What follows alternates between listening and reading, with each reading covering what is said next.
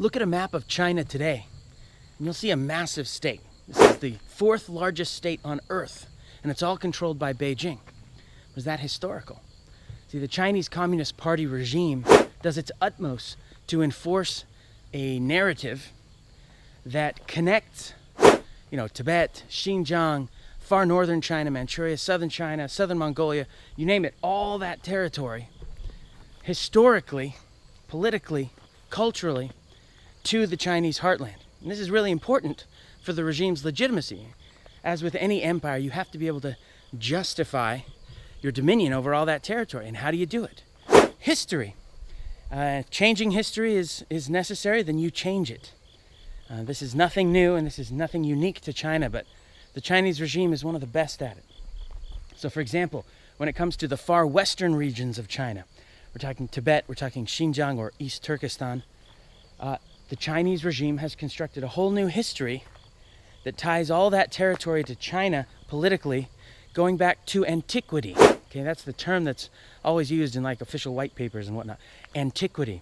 And this official party line, this new historical narrative, is trotted out in public schools, thank you centralized education, white papers, on TV, state-run media, newspapers, you name it. And it's repeated over and over and over again. And it's what the Tibetans learn and the East Turkestanis learn and others.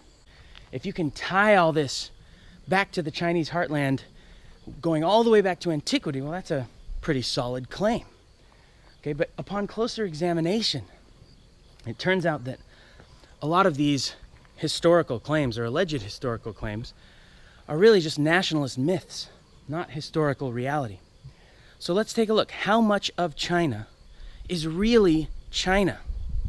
Trying to trace Chinese history way back to the Neolithic and even Paleolithic period, this is the Stone Age, prehistory, is difficult. And a lot of these peoples, we just assume these are among the ancestor peoples of today's modern Han. These settlements, these cultures, are concentrated in the North China Plain, along the Yellow River, and then along the Yangtze River, especially in the north, but reaching down to the Yangtze River. This is the traditional heartland. Okay, so if we're going to answer this question, we have to figure out what the real China is, where the real heartland is, and that's the answer. The North China Plain down to the Yangtze River. That is the heartland.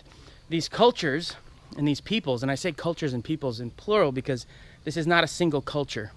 There was no single Neolithic, proto-Chinese culture. You've got lots of different peoples and cultures, quite a bit of difference just in the north or just in the south, let alone the difference between the north and south. And some of these guys stretch, we find their remains as far west as, Gansu province, even eastern Qinghai.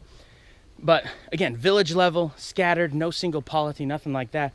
When a single state does emerge to sort of unite China for the first time, this is China's first historical dynasty, that of the Shang, with its oracle bones and its, bronze vessels, ritual vessels, and massive earthworks and other things, spoked wheeled chariots. Even it was decentralized, scattered. And where was it concentrated? North China Plain, down to the Yangtze River, and really not much further south than the southern bank there. That is the traditional Chinese heartland. The many centuries of Zhou dynasty rule were marked by severe decentralization. In fact, the last few centuries, total political fragmentation. Really got different independent states fighting each other. Spring and autumn period, warring states period, the name says it all. During this whole period, the Chinese state or states, these are concentrated in the same place, North China Plain, the Yangtze River Valley.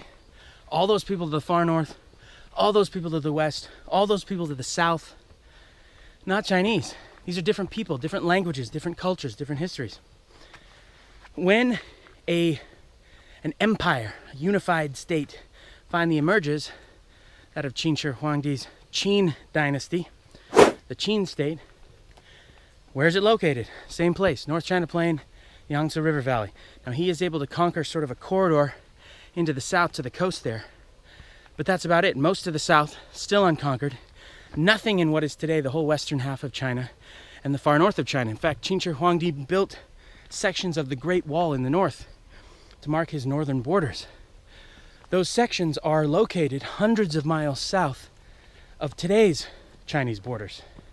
Well, the Qing state only lasted 12 years anyway, before it fell and was replaced by almost 400 years of uninterrupted Han Dynasty rule. Now, the Han Empire, this is one of the great empires in Chinese history. It's a golden age in Chinese imperial history. Contemporary with the Roman Empire, far to the west, with which it was connected via the Silk Road. And where was it located? Where was the Han Empire located? Well, in the Chinese heartland. Now, the Han Empire did conquer, particularly to the south. Much of China's south was conquered during the Han Dynasty period, although there's a huge chunk in the southeast that was never conquered by the Han, a very large territory. Of course, all the west was never conquered by the Han. The far north was never conquered by the Han. There were a few oasis towns in the Tarim Basin. These are oasis towns that would connect along the Silk Road, connecting China with Central Asia, that were conquered by Chang'an for a few years. But for the vast majority of the Han Empire's existence, even that narrow northwestern corridor was not controlled by Chang'an. Well, the fall of the Han was followed by a sort of warlord-dominated era called the Three Kingdoms period. Then you've got brief unification under the Jin, and then the loss of pretty much all of northern China to non-Han invaders. It's known as the 16 Kingdoms period. And throughout this time, you've got northerners, Han, Chinese, fleeing south, Sinicizing the south. In fact, you could make a very good historical argument, not just for a heartland China, but for two Chinas in the heartland, a northern China and a southern China. But that's a different discussion entirely. The kingdoms in the south preserved the old Chinese culture, while the non-Han kingdoms in the north began to adopt more and more Chinese culture. Many different kingdoms and states and dynasties in both north and south during this period, before finally the emergence of the Sui dynasty, which reunited China. But what was the China that the Sui reunited? Well, it was the old heartland, the North China Plain, the Yangtze River Valley, and then extending south now. Now, the Sui did try to extend their territory. In fact, for a very brief period, did successfully extend Chinese territory into Vietnam to the south, tried to extend into Korea to the northeast, tried to extend into the Tarim Basin again. But the Chinese heartland remained the same. Most of what is today China was actually inhabited by other peoples. People like the Tangites and the Tuyuhun and the Tibetans and the Thai. The fall of the Sui ushered in China's next great imperial golden age. Tang Dynasty China, the Tang Empire. Now, the mighty Tang controlled what part of China? You can probably guess by now. Yeah, that traditional heartland with little temporary extensions in other directions. Much of South China was never under control of the Tang. Southwestern China was never under control of the Tang and had never been under the control of any Chinese state. Same goes for Tibet, the vast majority of Xinjiang, the far north, and the northeast. So even under the mighty Tang, the majority of what is today China was not part of China. So we have to look elsewhere. By the way, by the time we get to the Tang, we've pretty much passed antiquity. China politically fragmented after the fall of the Tang. Vietnam gained its independence to the far south.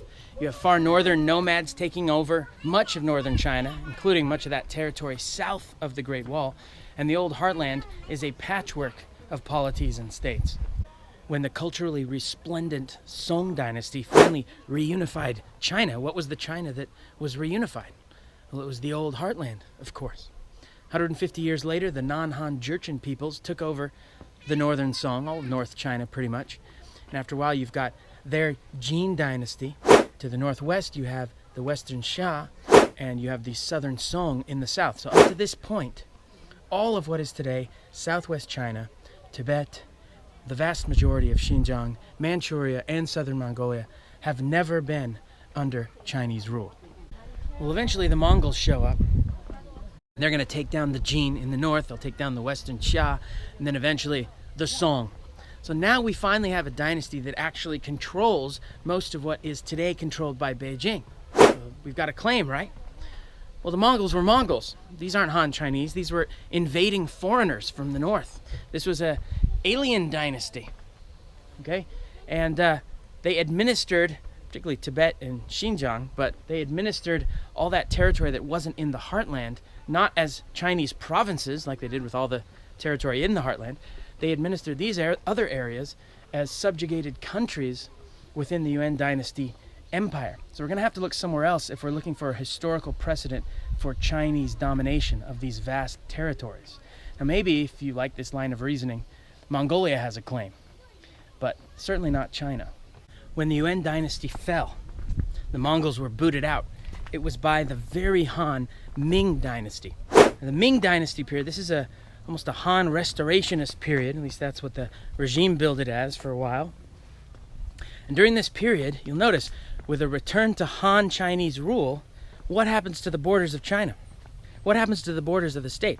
Well, they retract back to, you've guessed it, the old traditional Chinese heartland. Now, the Ming did extend its territory north of the Great Wall into Manchuria and whatnot, but for the most part, its territory was limited to that old Chinese heartland. All that western land, still not a part of China, still inhabited by other peoples who have no political connection to the Chinese. Well, the Ming were eventually taken down by the Qing. The Qing, these are Manchus, so these are foreigners, these are non-Han. These are originally nomadic and semi-nomadic peoples from the north. They take over China and bring down the Ming in the mid-1600s. So foreign domination once again. Once again, it's foreigners who extend the borders of the empire. This is not so much a Chinese or Han empire as it is a Manchu empire. And even these conquests must be taken with a grain of salt. You know, in textbooks and whatnot, they always show you maps of an empire at its zenith. And that seems to be the map that comes to represent that empire. Well, that's misleading. Besides the fact that borders are fuzzy until very modern times, in the case of the Qing dynasty, you can look at their control over what they began to call Xinjiang, this is East Turkestan. They began to call it Xinjiang, which means new frontier. That's a telling detail. They never effectively controlled it. There were, constant rebellions and revolts, pretty much on an annual basis. Qing also barely controlled Tibet, really didn't have any effective control outside of Lhasa, and even Lhasa they didn't control for much of the lifespan of the Qing dynasty. The heartland wasn't even effectively controlled that last 100 years or so of Qing dynasty rule. It was ripped apart, and huge swaths of territory were controlled by rebel groups and others during the Qing dynasty period. Meanwhile, you've got other foreigners, Europeans, the Japanese, having their way with China. The early 20th century Republic of China barely even controlled the Chinese heartland, let alone, Tibet and Xinjiang. In fact, during this period, these countries are being ruled by independent states, operating completely on their own. And this is 20th century history we're talking about. And by the time we get to 1949 and the establishment of the Communist People's Republic of China by Mao's regime, how does he rope in these western regions? Well, how do you think? He sends in armies. He has to send in armies because there's no historical precedent for these areas being a part of China. Then he justifies his actions by citing a history that connects the regions politically back to antiquity. But as we've seen, states lie. They lie all the time, especially about history. It's a great rule. Just remember that. States lie about history all the time. This is the real China. The rest, that's just empire.